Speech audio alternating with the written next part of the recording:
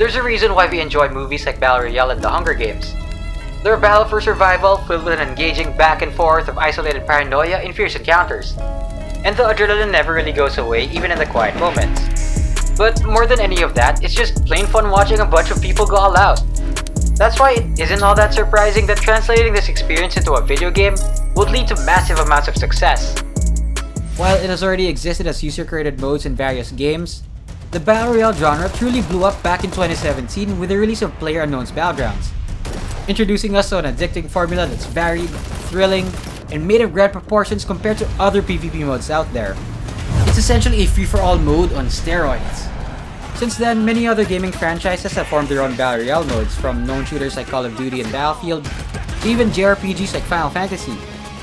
Many new Battle Royale games are coming out, proposing new twists left and right in an effort to take their own spin on this Royal Rumble. So today, we're gonna talk about two of the biggest Battle Royale games to date. Apex Legends and Fortnite have each proven in their own way as some of the best the genre has to offer.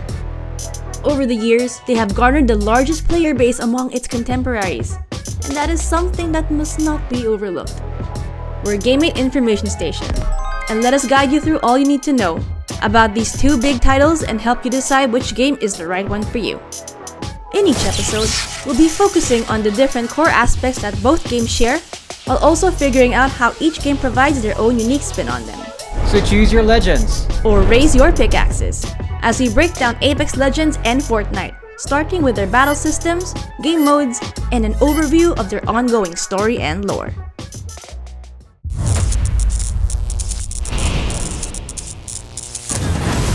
Tight run-and-gun gameplay and addictive traversal has always been Respawn Entertainment's bread and butter. And Apex Legends stands true to that fact. Apex is a first-person shooter that, at first glance, is very similar to its sibling series Titanfall. There's this brilliant emphasis on speed and keeping that forward momentum going, like experiencing the simple side of frantically sliding down a high hill or navigating corners and sightlines. Even the way you jump at the start of a match, which is a common sight in most BRs, feels uniquely fast and energetic as your team jumps off a plane with a synchronized dive, and does this controlled landing that leads to everyone literally hitting the ground running. Oh yeah, and Fortnite on the other hand offers a more traditional feel in its third-person shooter mechanics. It has a deliberately slower pace than the high-octane gunplay of Apex Legends, more focused on the amount of crazy things that can happen in the game. Yeah, I mean, you jump off a flying school bus for crying out loud. But hey, I look really cool doing it, didn't I? Anyway, what makes Fortnite special is the amount of variety you get in the game. Players can get their hands on things like teleporters, jetpacks, grappling hooks, hoverboards, mechs, and a variety of vehicles. And that's not even mentioning the amount of crossover content it gets from different IPs like Marvel's superheroes, Naruto, and even celebrities from all across pop culture.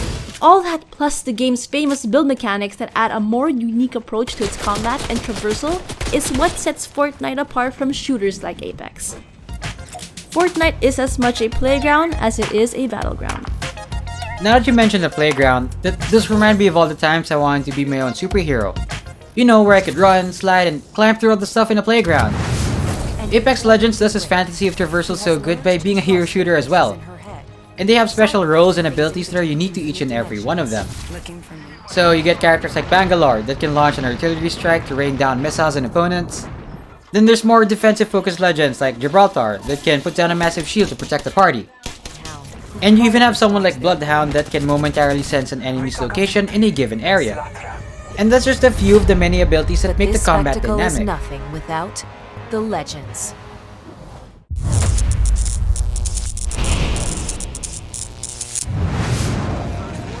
What's so fun about this setup is that since you're always playing with 2 or 3 other players, the game really pushes you to work together as a team and try out different character compositions. Whether it's with the game's normal 60-player Battle Royale mode with a 2 to 3 person team, or in Arenas mode, which is a score-based 3-person team deathmatch. The combat will always look like a bunch of superheroes flying, ziplining, and sprinting everywhere to save the day. Wait, so you're saying Apex is that one kid on the biggest sugar high running around going pew pew with his finger guns? Yeah, that's exactly me. Really? I wouldn't have guessed. The playground of Fortnite may not be as fast-paced, but one thing that sets Fortnite apart from other Battle Royale games is its near-infinite set of building blocks to set up and tear down. Fortnite's famous build mechanic has the innate ability to let players run wild with their imagination. Players gather materials like wood, brick, and metal to create simple structures like floors, walls, rooftops, and even flights of stairs. What makes the build mechanic so unique is that it allows for destructible environments and for new structures to be built by the players. It can really reshape the map by the time the match comes down to just 5 people remaining. You can build a maze, a tower, a fortress, maybe even all of them mixed together. So this relatively simple mechanic can not only drastically change the map every match, but can also make every enemy encounter unique. Even with the absence of the build mechanics, Fortnite still excels in letting any player be creative and have fun the way they want to. You have your typical 100-player battle royale that can be played by yourself or up to 3 other people. And as part of a previous update, Epic Games added a variation of the battle royale mode that turns off the build mechanic, called Zero Build. There is also Save the World mode, which is a base building survival mode, if you didn't know, was actually the original concept for Fortnite. Lastly, there's Creative mode, which lets players create their own maps and game modes and share it publicly for others to try out. Oh, wait, there's more. Aside from those are other custom game modes that the developers put in and out of the game from time to time, like Imposters, a multiplayer social deduction mode, and Team Rumble, a 16 vs 16 player frenzy. Wanna hop from playground to playground and even build your own? Fortnite is more than happy to let you go wild with its tools. And you thought I was going all over the place. You might as well be building a whole city with all the stuff Fortnite lets you make. Well, that is actually possible in Fortnite, so you're not too off the mark. You hold a blueprint and a pencil as much as you wield a weapon.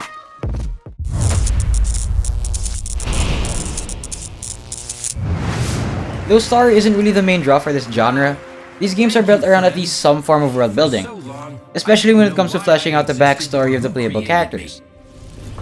So the story of Apex Legends picks up like 18 years after the end of the Frontier War from the Titanfall series. Cuban Blisk, who's known as the leader of the Apex Predator mercenaries, revived the infamous televised blood sport called the Apex Games, after finding his way out of the war through the Outlands.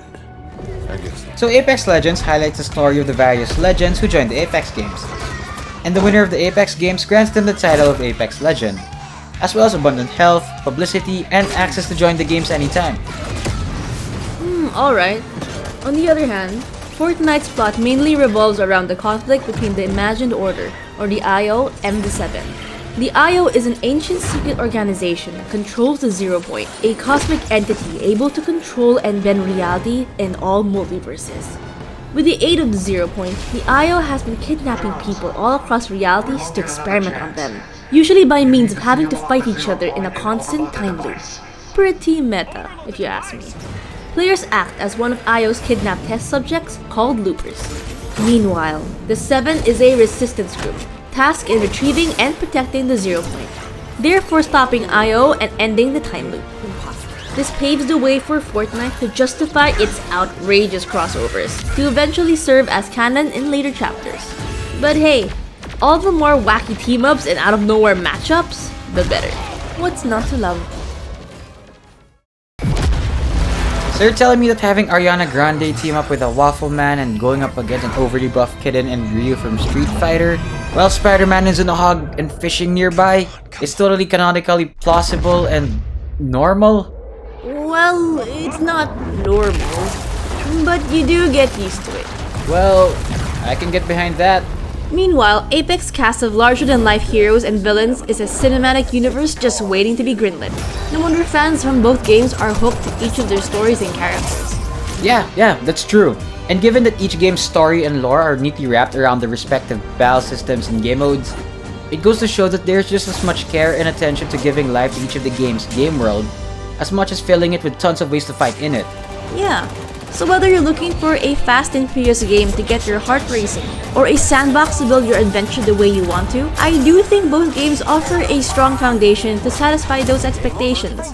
And they're just getting started. But that's gonna be it for this episode on our look into Apex Legends and Fortnite. If you're thinking of jumping into either one of these games, or are already favoring one over the other, what other things need to be brought up about each of the game's battle systems, game modes, and story that you think we left out? Sounds off in the comment section below.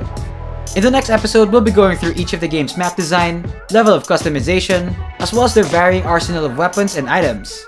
So be sure to subscribe to GameMate Information Station to keep up to date on all our videos. Give this one a thumbs up to let us know if you like this kind of content, so you won't miss the next episode or any other videos we have in store. Thank you all for watching, and we'll see you on the next one.